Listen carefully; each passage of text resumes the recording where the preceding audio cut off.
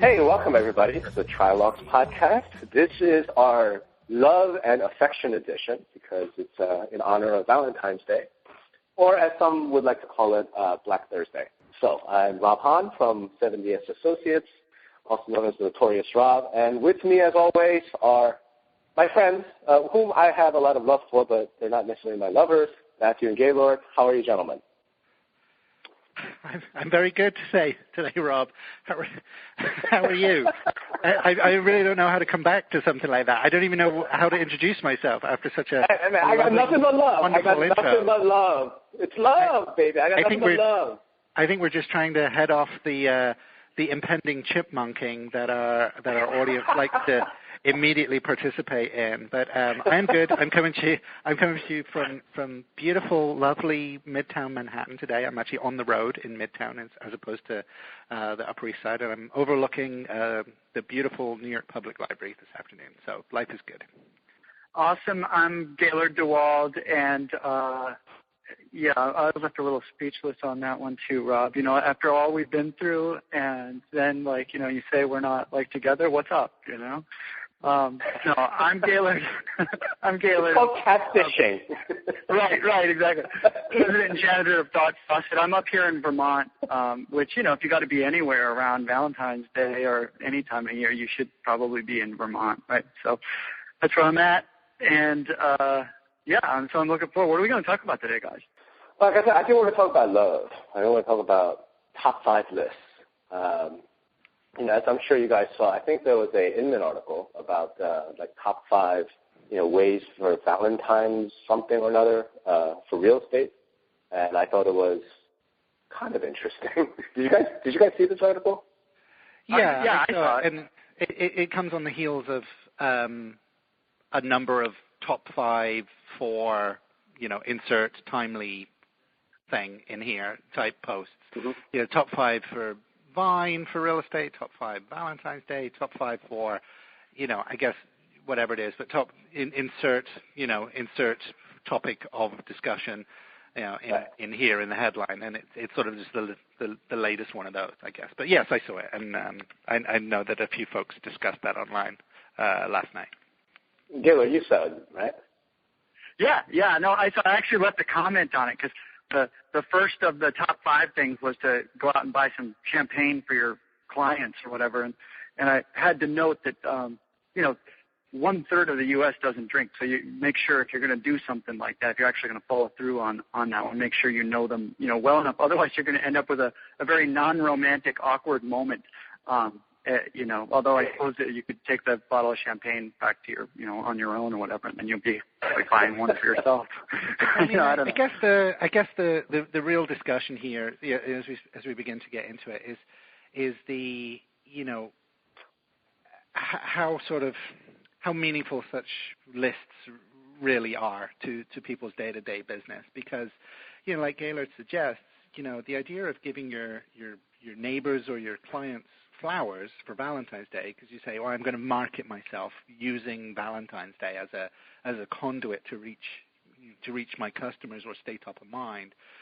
It's sort of like a very delicate thing, and it's we've spoken many times on this podcast before about these top 5, top 5 for Instagram, top 5 for Vine, top 5 for whatever happens to be the sort of app du jour, if you like.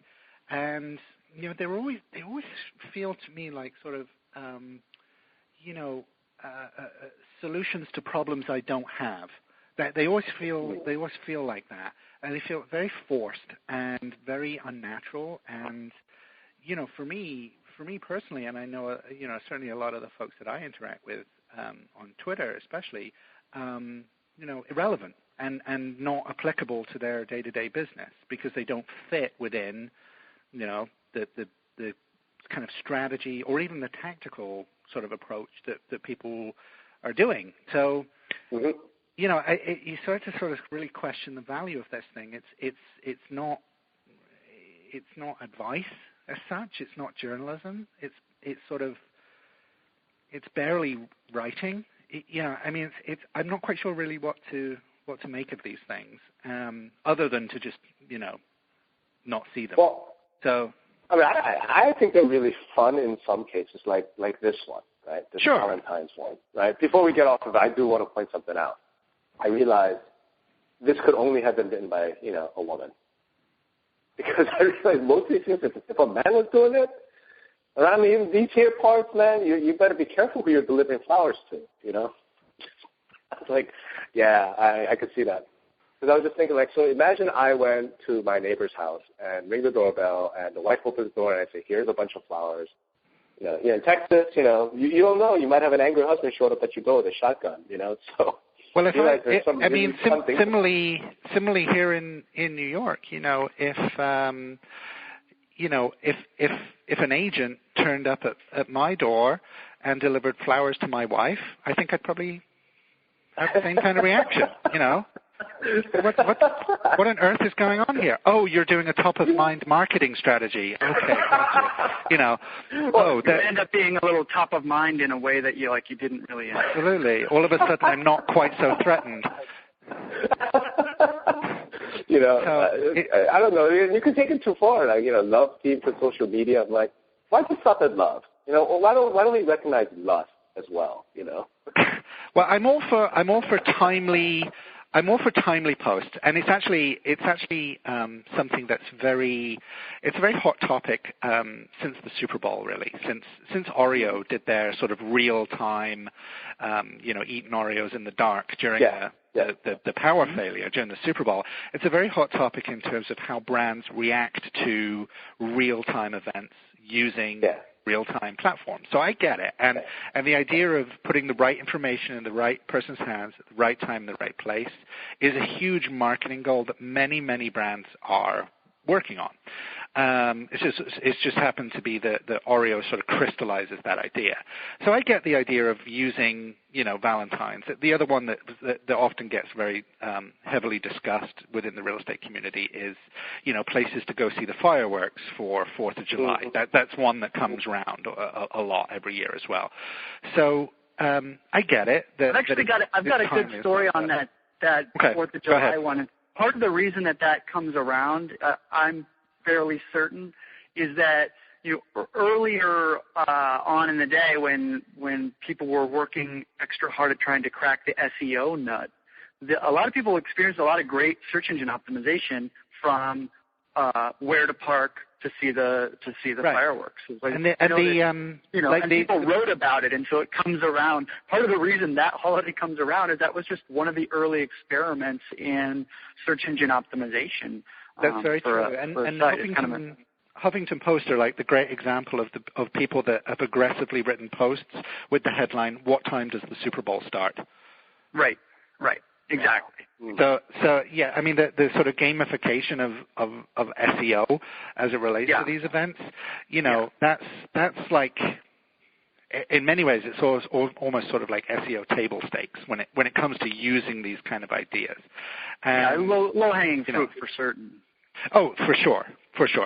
But when it comes to using something like Valentine's Day, because it's a different type of holiday than perhaps like a religiously driven one like Christmas or Hanukkah or something like that. It's a different type of holiday, and it's a very personal type of holiday, whether you choose to celebrate it or not. But it's usually, to my mind, not something that I personally want a real estate professional involved in. But here's the thing. Does that make sense? I think it makes perfect sense, but I think the thing that I'm having fun with this particular list and all that, but I don't actually have a major issue with, let's say, a top 5, whatever, right? The thing that I do have an issue with, so just speaking tactically for a second, right? The overall strategy is, hey, I want to be top of mind. I want to establish some sort of local expert cred or what have you, right? I guess I kind of feel like if you're going to the top 5 of anything, shouldn't it be somewhat creative? Shouldn't it at least be connected in some way, like you're mentioning, Matthew, in terms of the actual business practice? Right? Well, it should be top 5 out of the hundreds of potential ideas that could have been in the top 5. Right. I mean, if you think about how the Billboard chart works, or the Amazon book charts, or the New York Times bestseller list, there's a reason those things are in the top 5. And that so here's the should question. be clear from the content of what's included. It's question. It's not like 5 random thoughts, right?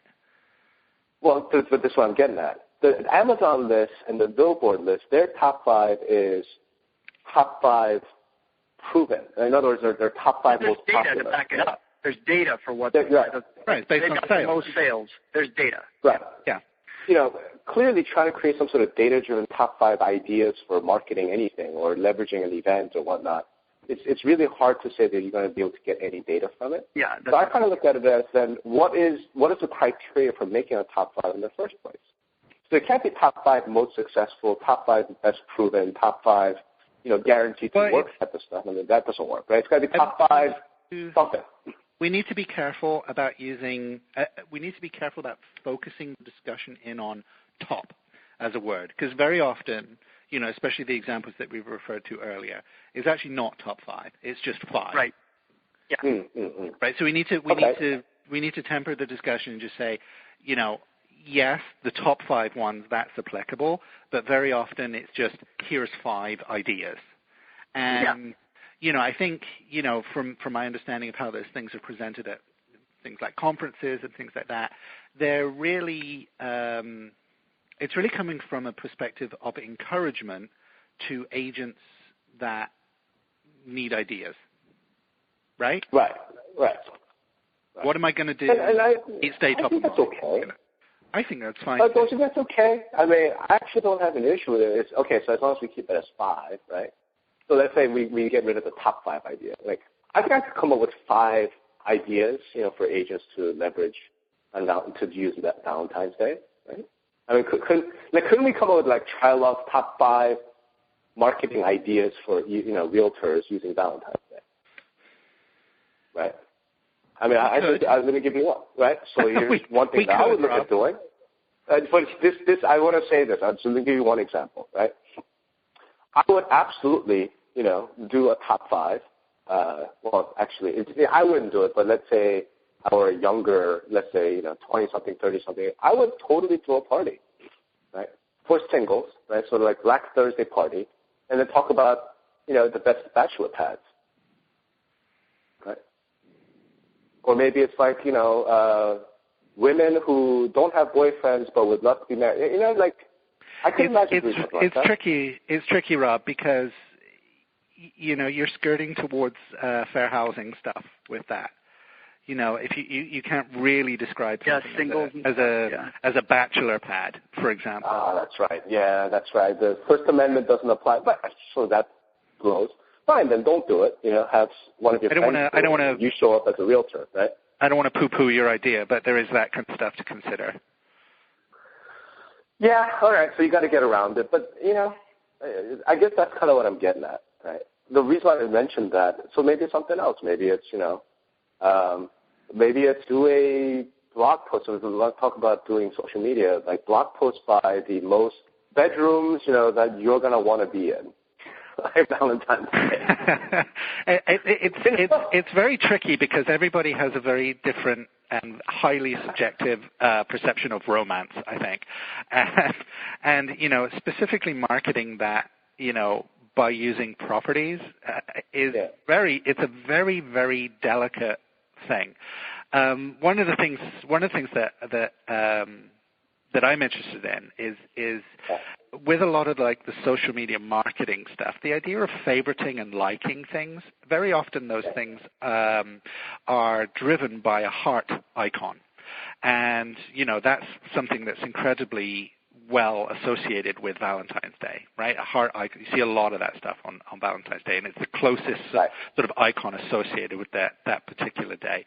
So, for me, one of the things I would suggest is trying to leverage and work with the idea of, how those heart icons appear in those platforms, and trying to do something creative with that. Now, the one that is sort of most prominent is when you double tap on Instagram, for example.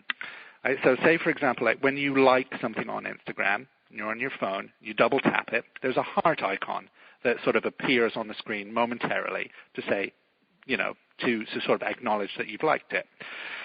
And one of the things that I've seen people do incredibly creative things with is when they write out like a sentence in the Instagram photo, but there's a gap in the middle that is only completed by the heart symbol. So the obvious one here is the I heart NY, for example. But it just says, in the photo, it just says I and NY. And then when you double tap it, it sort of completes the logo. So that's something sort of creative and fun, and obviously it drives things like likes and sharing, and there's sort of like a marketing aspect to that. But it's just something very simple and very creative, and actually within Instagram, actually quite unexpected, because it uses the sort of language and format of how Instagram works in a timely way associated with Valentine's Day. So that's one of the things I've seen people sort of experiment with that I thought it was kind of fun and cool, and it's over in 5 seconds, but it's kind of like a cool little thing to be like, oh, that's clever, Right. Yeah, I guess, but I feel like that would actually end up taking a ton of work for some artist or designer, right? I don't think so. I mean, you're talking about putting 3 letters. A party. Yeah, I mean, you're talking about putting 3 letters on a square graphic. But don't you have to position it and know exactly where the heart icon would appear? Yeah, it doesn't take that much. You have to. Yeah, I mean, the heart icon appears in the middle, so it's really not that complicated, to be honest with you. Yeah, but I mean, it's Photoshop work for sure. Right. But Right. it's entry level Photoshop work, definitely. Right. But yeah, point, it's a lot less hard work and heavy lifting than a party. Right. But the larger question, I suppose, is we're having a lot of fun with this. But I don't find most of these things to be, all that creative and fun and whatnot, and it's all constrained by FHA rules and all this nonsense. But sure. I guess, you could raise the question of, why is this necessary at all? Could you imagine if your doctor did this? Leveraging Valentine's Day to be like, hey, it's time to get your, prostate examined. Well, I think, Rob, it's pretty crazy. But I also think that there's some people whose approach is like, hey, anything to start a conversation is somehow valuable as part of a sales process, and that's a definite tactic or I guess a strategic approach that some people take, and they find it valuable. I don't understand it, and I don't implement that myself.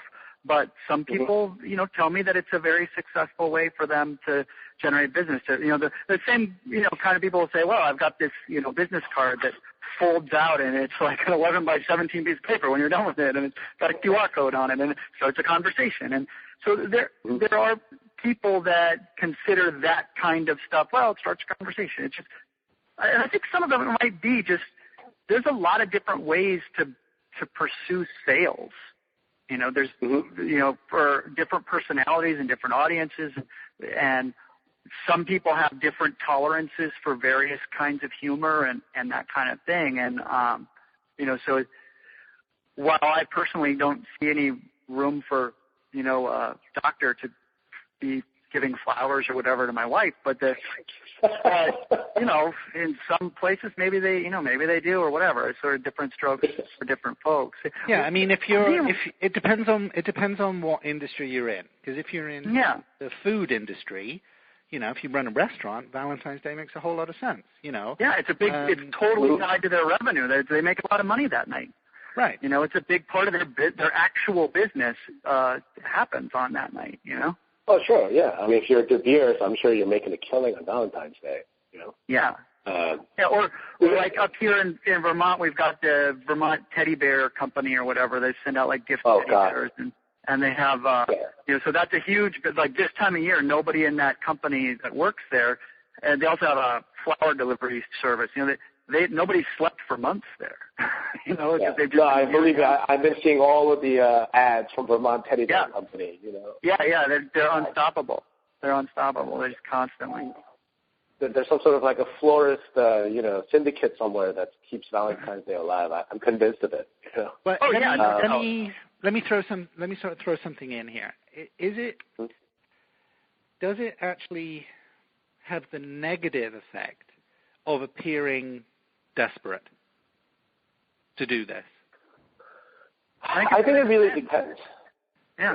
Well, yeah. Listen to Gaylord now. We're so definite. Like, I didn't do that. Right.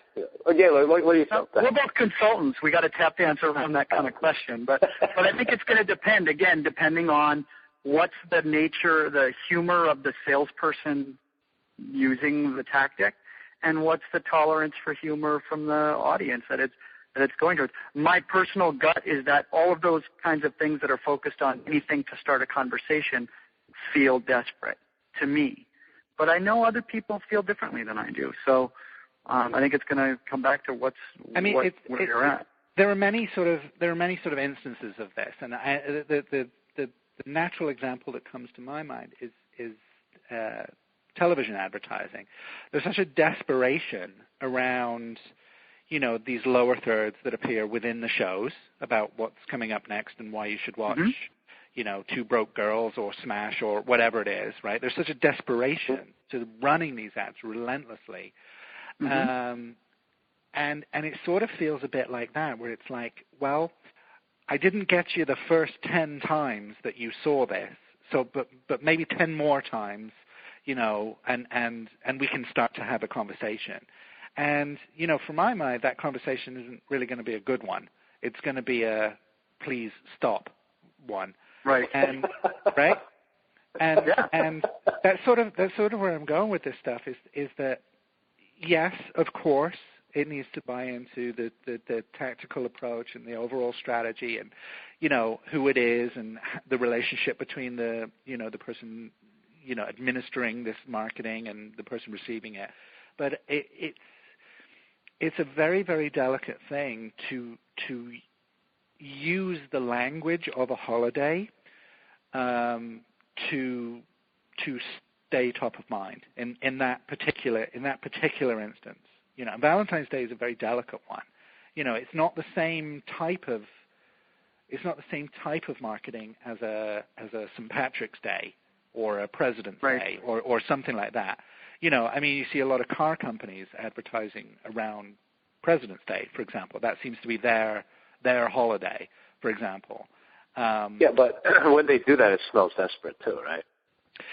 There is 48 hours only, President's Day sale, right?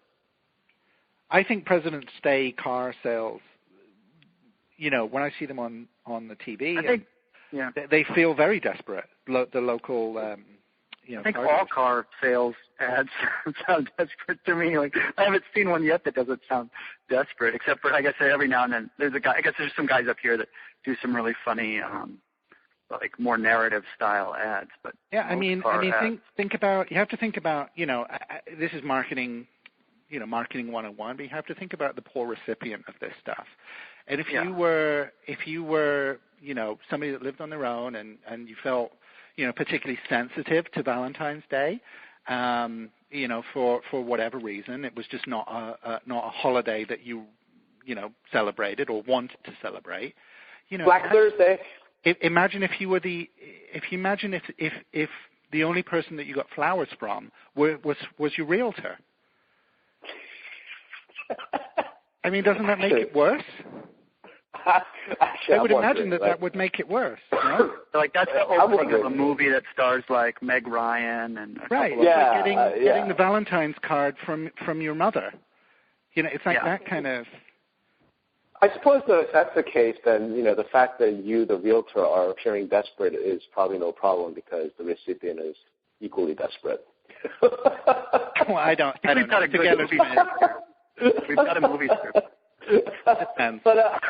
But it actually, I just try to get back a little bit on topic and be a little bit useful. I agree with what you're saying, Matthew. You got to be really delicate about it. But in terms of leveraging these types of events, event-driven anything, I can't imagine how to do it without really being super creative and super smart about it. You have to be completely unique with it, and right. very unexpected, but in a surprisingly delightful and in many ways quite conservative way. I mean, the thing about the Oreo thing being so timely was that the ad itself is not controversial. It was the timing and the placement that was so brilliant about it. Not that it even was that brilliant, but it was that it was in the right time at the right place for the right people, and that's why it created the kind of momentum that it did. One of the big things that the brand marketers are talking about this morning, for example, Poland Springs missed opportunity with Rubio last night. It's a sort of quite awkward sip of water, which is a strange thing to sort of, gravitate in on as part of the State of the Union address. But there was, Twitter was on fire with this stuff in a way that completely eclipsed the remarks of the president. And, being able to take advantage of something like that, even if I was another water company, Evian, or, somebody else, right?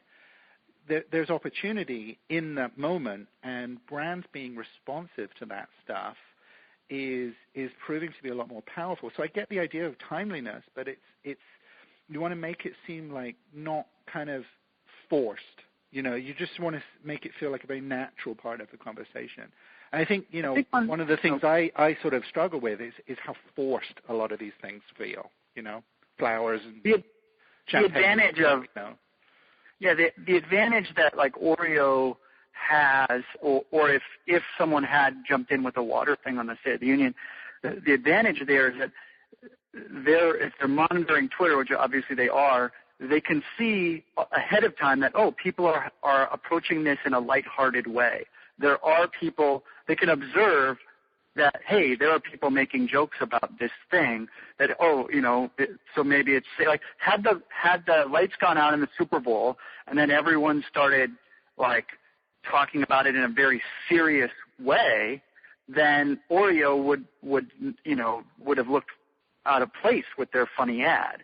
Yes, absolutely. That they put together. So they have an advantage in these kinds of experience-focused content generation, where they can look at it and say, people are making fun of Rubio like swallowing his water in a funny way or whatever. They can look at, and then they're having fun with the lights being out. So it's okay for us to also have some fun. Had it been the other way and people were angry and upset about it, then you wouldn't. And the challenge with some of the 5 things to do grab bag lists that appear, and it's not just the article we've been talking about today. This is across all industries. Like we can go to any social media site out there for any industry or for marketing in general and find an article that's one of these grab bag top 5 things or regular 5 things to do. It's not just in real estate that this exists. That's true. That's an important point to make. It's not just here. It's not in the case of like realtors being behind the ball or whatever. This is a problem. There's and I'll go right ahead and call it a problem. It's a problem across all of these areas. When you put them out there, like if you don't have the capability to observe what's going on the ground, then these 5 grab bag things may or may not work for you.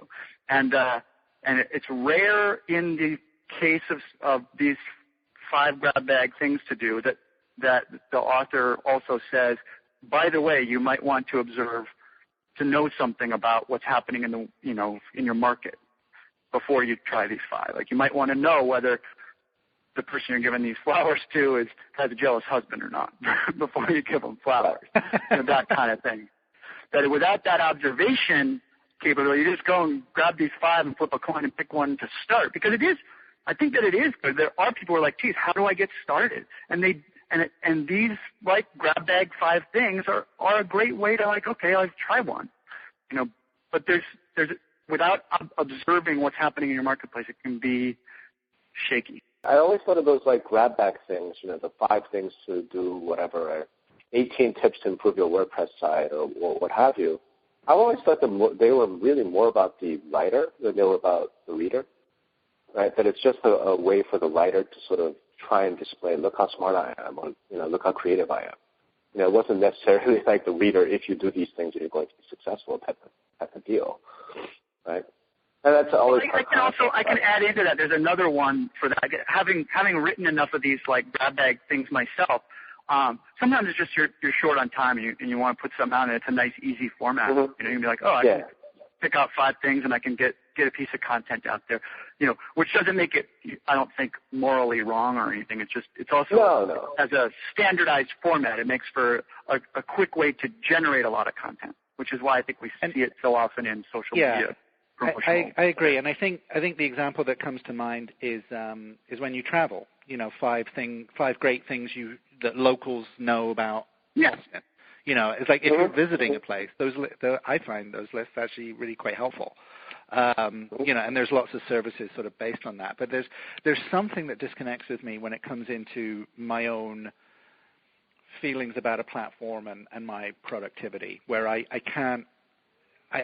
sort of find lesser value in that particular format. It's sort of like, I think, to your earlier point, Gaylord, it's because I feel that disconnect with the strategic approach. Right. I don't have a strategy necessarily when I go visit somewhere. In that I'm not thinking about, my tactical approach to getting the best barbecue in Austin is going to be this, and that. I don't have that same kind of level of thinking. It's a different type of experience. But I do have that when I work. And, these posts that try to sort of advise on this stuff, they're the spirit behind them is positive. And like I said before, they're trying to encourage people to sort of, to spur them into action. But, the disconnect in terms of like the actual sort of actionability of these things is really risky in some instances. There are many of these that appeared not only within the real estate industry, but across many other verticals about Vine, in recent weeks, about what the entertainment industry should do with Vine, why Vine is going to change journalism, and, all this kind of stuff. And the truth of it is that most of them came out when Vine was about 2 or 3 days old. And the reality is that people are still figuring it out, and it needs to settle in, and it needs to find its voice and its audience. And, there's a compelling argument that because of how deeply baked into Twitter it is, and the fact that they don't need to make money because they're part of Twitter, that stuff is going to be around for some time. And that's great. But that doesn't necessarily mean that you need to stop what you're doing and build your strategy around that kind of stuff, or stop what you're doing right now and start using it. That's a very different type of conversation. Does that make sense? Yeah. Very often these posts are written from that perspective. They're written from, you are going to be missing out if you don't do this now. And that's sort of what I take issue with, because I don't believe that that's helpful. No. Well, it's sort of like you don't need a grab bag 5 things to do if you have a strategy, right? So, like if you're wondering what to do next, chances are you don't have a strategy, so you're not strategically engaged with the topic at hand. Because if you do have a strategy, these 5 things you kind of like look at and go, move on to the next. And again, not the specific article we were talking about earlier, but for any of them. And that's once they kind of throw a lot of exclamation points at the other end, like, oh my God, you got to do this, you got to do this. It starts to be a little bit tiresome. Well, in the spirit of that, an ADD jumble fest is the phrase that you've used in the past, Gaylord. Yeah, that's pretty much what it is. Exactly. So in light of all of that, I mean, is it totally it's totally inappropriate for us to just kind of wrap with saying what are the top 5 things you're doing for Valentine's Day? Yes, it's highly inappropriate, Raj. Because I think I can guess numbers 1 through 4, and the number 5 will be smoking a cigarette.